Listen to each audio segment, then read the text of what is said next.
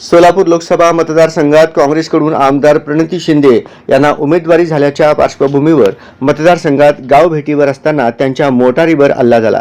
पंढरपूर तालुक्यातील सरकोली येथे मराठा आरक्षणाच्या प्रश्नावर तरुणांच्या जमावाने केलेला हल्ला प्रत्यक्षात मराठा आरक्षण आंदोलनाच्या आडून भाजपनेच केल्याचा आरोप आमदार प्रणिती शिंदे यांनी केलाय। आपल्यावर थेट हल्ल्याचा प्रयत्न झाला परंतु बचावले।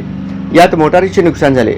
महिला आमदारावर हल्ला करणे निषेधार्ह असल्याची प्रतिक्रिया त्यांनी व्यक्त केली।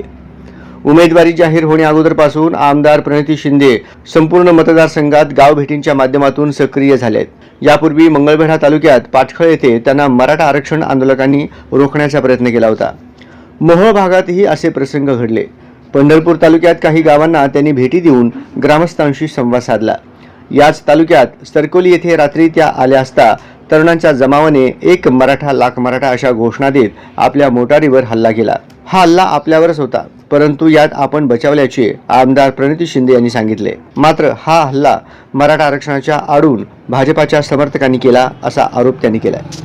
गाठी चालू होती आणि अनेक दिवसापासून चालू आहे। गावबंदी आहे आणि त्याचा मी रिस्पेक्ट करते, पण काही लोक आंदोलकांच्या नावाने, ते आंदोलक नाही आहेत आणि का मराठा आंदोलकांना समर्थन आहे, पण भाजपची लोक आंदोलकाचं नाव पुढे घेऊन येत आहेत आणि त्यांनी आता माझ्या गाडीवर आणि माझ्यावर हल्ला करण्याचा प्रयत्न केला। ते बीजेपीचेच होते आणि त्यांनी माझ्या गाडीला फोडण्याचा प्रयत्न केला। मी संयमाने गाडीत बसली, मी काही बोलली नाही, माझी काच वर होती, त्यांना मी ते करू दिलं। मग ते लिमिटच्या बाहेर गेलं, मग मी उतरले आणि त्यांना ओरडली आणि सांगितलं माझ्या गाडीला हात नका लावू। पण ते ऐकण्याच्या मनस्थितीत नव्हते आणि एका महिला आमदाराच्या अंगावर येण्याचा त्या ठिकाणी प्रयत्न केला, माझ्या गाडीची तोडफोड केली।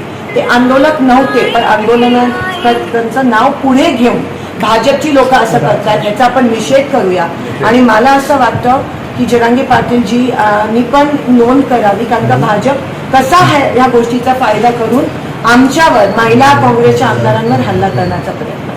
काय आव्हान असेल मराठा समाजाला या माध्यमातून? पण हे नव्हतेच, आंदोलक नव्हते, भाजपचे होते, पण त्यांनी नाव त्यांचं वापरत होते आणि कुठेतरी आपलं जे आंदोलन चाललंय, संघर्ष चाललाय, जो व्यवस्थित चाललाय जरांगे पाटलांच्या नेतृत्वामध्ये, त्यांना हे गालबोट लावायचा बीजेपी प्रयत्न करत आहे आणि त्या गोष्टीचा मी निषेध